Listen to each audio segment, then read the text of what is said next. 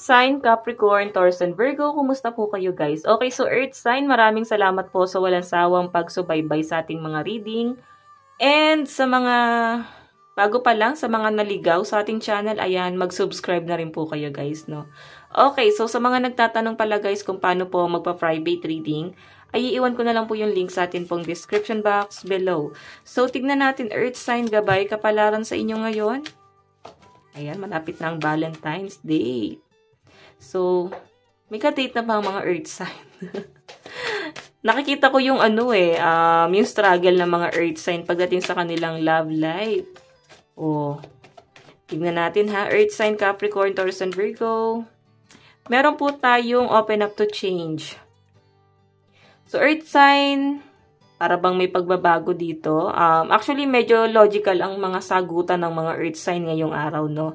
Kumbaga, may mga pag-uusap. Yung pag-uusap naman na to guys, pwede yung mga friend mo matagal mong hindi nakausap. Ngayon parang naiisip mo Earth sign na para bang nandyan lang pala yung mga friend ko, ba't binoboard ko pa yung sarili ko, pwede ko naman pala silang kausapin. So, di ba para ma-release yung mga negative energy sa iyo ngayon. So, tignan pa natin.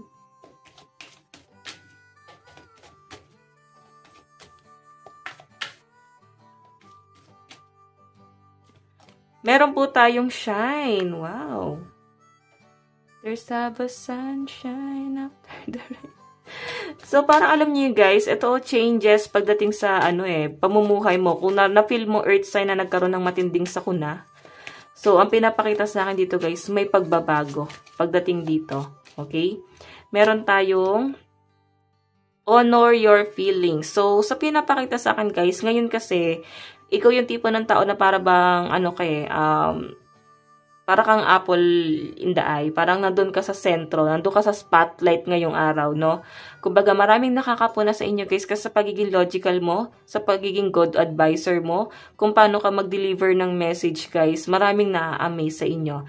And sa pinapakita sa akin, guys, ayan, marami kang taong na-advisean ngayon, and based on your experience, talagang maraming, alam niyo yun, guys, maraming na-amaze, and marami din, guys, nahihikayat mo, no? Maraming, alam mo yun, basta marami.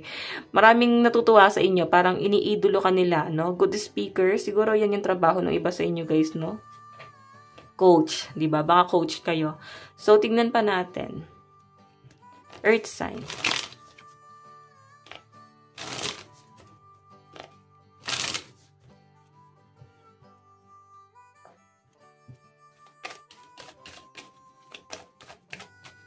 Meron po tayong Phoenix.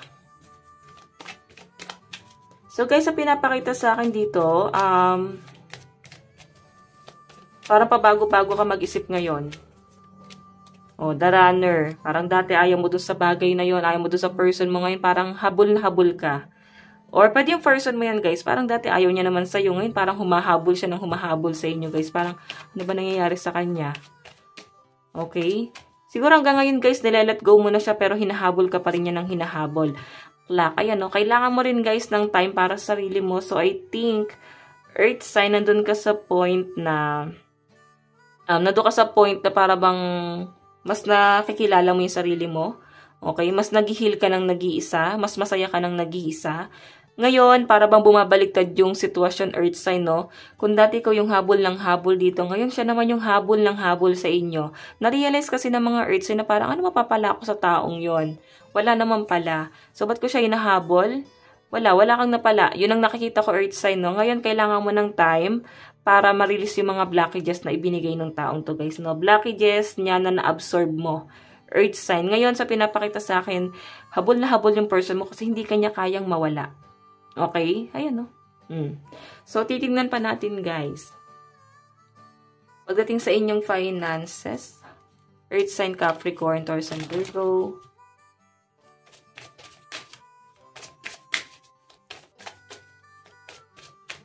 Meron po tayong the High Priestess.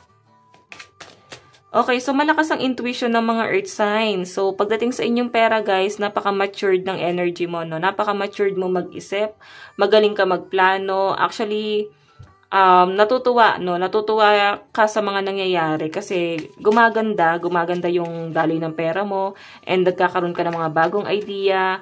So, Parang dati nagkaroon ka ng frustration pagdating sa inyong kaperahan, sa inyong trabaho, para bang nawala yung passion mo doon. So, sa nakikita ko guys, ayan, itutuloy mo ulit siya, no? Kumbaga, nagpahinga ka lang saglit, then na-realize mo na, ay, ito pa rin pala talaga yung gusto ko. Tama naman yun guys, pag napagod, pahinga lang, then tuloy ulit, no? So, ayan, justice. Actually, yung iba sa inyo guys, mapamaraan talaga kayo. Kumbaga, hindi ka nag-aaksaya ng pera. Sinisave mo talaga siya. Iniipon mo talaga siya, guys. Kasi may plano ka ritong bumili ng investment. Or, ayan, investment. Ano ba yung mga investment? Gold, bahay, lupa. Marami pang iba, guys, no? So, pinapakita sa akin. And meron tayong, diba? Seven of Pentacles. So, pinaghihirapan mo talaga lahat ng kinikita mo. Lahat ng diskarte pinapasok ng mga earth sign. Sa pinapakita sa akin dito, guys. Ngayon, nakikita ko yung pagiging masipag ng mga earth sign. Kumbaga, todo na to. Ganun yung nafe-feel ko energy, guys. Kumbaga, tinotodo mo na talaga to the highest level, guys, no? Kumbaga, dati, sobrang pahinga ka lang. Bahala na kung may kikitain or wala. Ngayon kasi, guys, wala kang palalagpasing araw dito. Wala kang palalagpasing chance, no? Kasi, Seven of Pentacles, ayan, no? Workaholic to, guys. I think meron ka talagang gustong panindigan sa sarili mo, no? Ngayon, mas nakapokus ka sa stability sa pinapakita sa akin. So, tignan natin pagdating sa inyong love life. Love life naman po ni Earth Sign. Earth Sign. Meron po tayong High Priestess. So, iba sa inyo guys, may pagdududa, may pag-overthink. Pwedeng person mo yan, no? Oh, okay. So, alam nyo guys, yung person mo guys, miss ka pa rin niya, mahal ka pa rin niya, hindi ka pa rin niya guys kayang i-let go. Ngayon hindi niya matanggap o hindi niya kayang tanggapin na pwedeng meron ka ng iba or meron ka ng ipapalit sa kanya. Okay, so sa nakikita ko guys, medyo komplikado lang yung sitwasyon yung dalawa, no, sa pinapakita sa akin kasi grabe po yung pag-overthink. Ito yung bagay na hindi makakatulong sa inyong dalawa. Lalo na medyo toxic yung person mo kasi napaka-controlling po ng energy. Ayan, no? Four of Pentacles. Napaka-controlling ng energy niya. Okay? Kumbaga, nilet go mo na siya. Bakit balik pa siya ng balik? Ngayon, kung bibigyan mo siya guys ng chance, nakikita ko mai-stuck ka dito. Oo, kasi nandito yung The Hangman. Pag binalikan mo siya, pwedeng babaliktad yung sitwasyon.